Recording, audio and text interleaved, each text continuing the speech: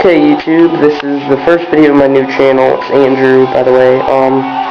Starting a how-to, and I want my first video to be a bike check of my bike. So here we go.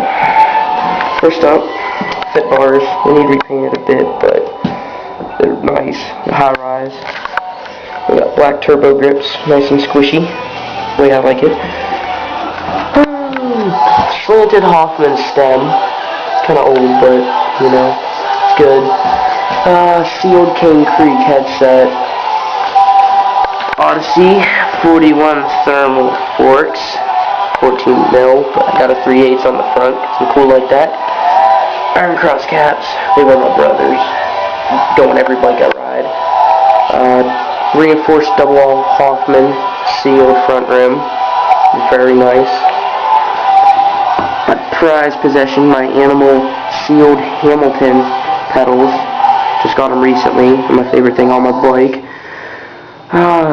Custom painted cranks and the skulls and all that happy horse shit. Right here we got a 25 tooth Superstar sprocket. Very freaking epic. Fit sealed bearings. Can't really tell, but there you go. There's a better one. Then you got a very rough but very comfortable Hoffman seat. Hoffman post. Hoffman clamp.